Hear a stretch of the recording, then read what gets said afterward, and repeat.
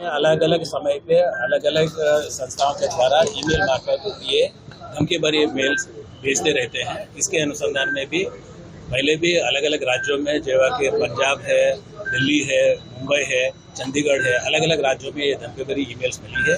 इसके भागरूप में ही गुजरात को भी पिछले दिनों में एक दो बार ये धमकी भरी ईमेल्स मिली थी।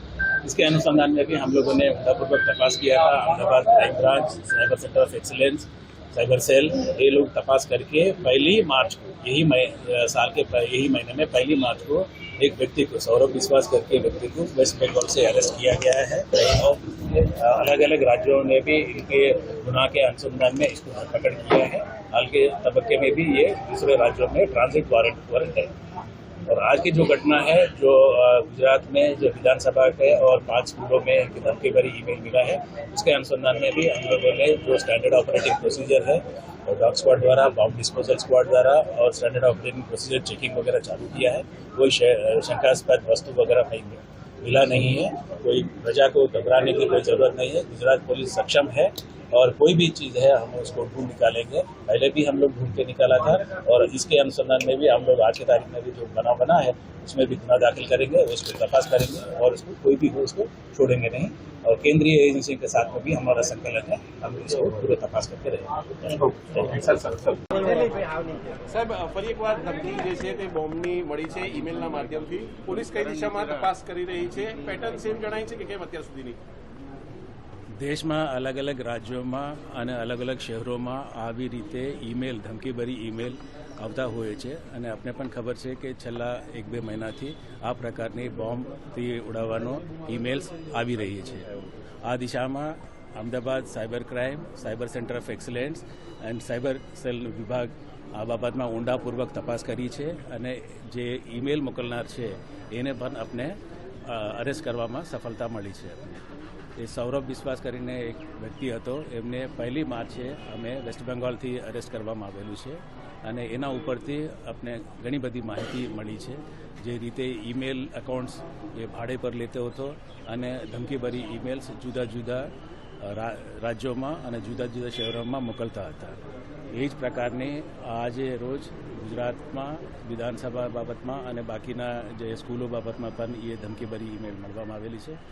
એના અનુસંધાને ગુજરાત પોલીસ તમામ જે સ્ટાન્ડર્ડ ઓપરેટિંગ પ્રોસિજર્સ છે કે dog squad and bomb disposal squad એ તમામ ચેકિંગ વગેરે કરવામાં આવેલું છે। કોઈ શંકાસ્પદ વસ્તુ મળી આવેલ નથી અને મારે નમ્ર વિનંતી છે કે કોઈ પ્રજા એને ગભરાવાની કોઈ જરૂર નથી। ગુજરાત પોલીસ સક્ષમ છે, એને ઊંડાપૂર્વક તપાસ કરશે અને જે કંઈ એના પાછળ છે એને સફળતાપૂર્વક એને પકડવામાં આવશે।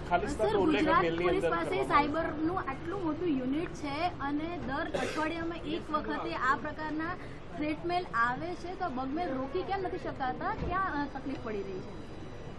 એમાં એ ઇન્વેસ્ટિગેશનનો ભાગરૂપ છે અને અમે જે VPN કરીને જે છે એ ત્યાં સુધી અમે પહોંચીએ છીએ, પણ અમુક લિમિટેશન્સના કારણે અમે જે ઊંડાપૂર્વક આપણે પહોંચી નથી શકતા, પણ અમે કેન્દ્રીય એજન્સી સાથે સંકલનમાં છે અને ટૂંક સમયમાં એ પણ આપણે સફળતા મળશે।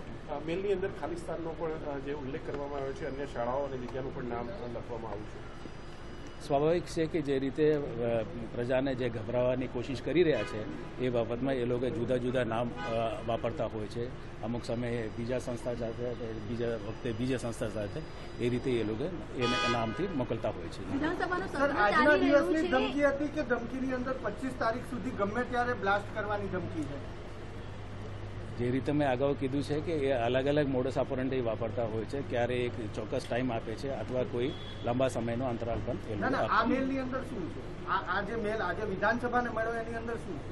એ બાબતમાં અમે ગુના દાખલ કરશું ગાંધીનગર પોલીસ સ્ટેશનમાં અને એના ઉપર તપાસ થશે, એના ઉપર કાર્યવાહી। વિધાનસભાનું સત્ર ચાલી રહ્યું છે, મુખ્યમંત્રીથી માંડીને તમામ ધારાસભ્યો અહીંયા છે, ત્યારે જ્યારે મેલ મળ્યો છે ત્યારે સિક્યુરિટીને લઈને શું ફેરફાર કરવામાં આવશે?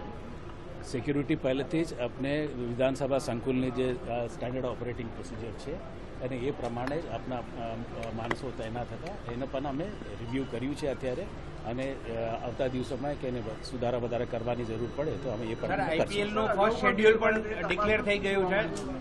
એમાં શું તપાસ થઈ છે? અગાઉના મેલ મળેલો ધમકીઓ મળી સ્કૂલોમાં મળી શકે? મેં કીધું છે એક માણસને અમે પકડ્યું છે, અરેસ્ટ કર્યું છે। હાલની તબક્કામાં પણ એ ટ્રાન્ઝિટ વોરંટ ઉપર છે અને બીજા રાજ્યોએ એમને લઈ ગયા છે, એમને અરેસ્ટ કરવાની બાકી છે.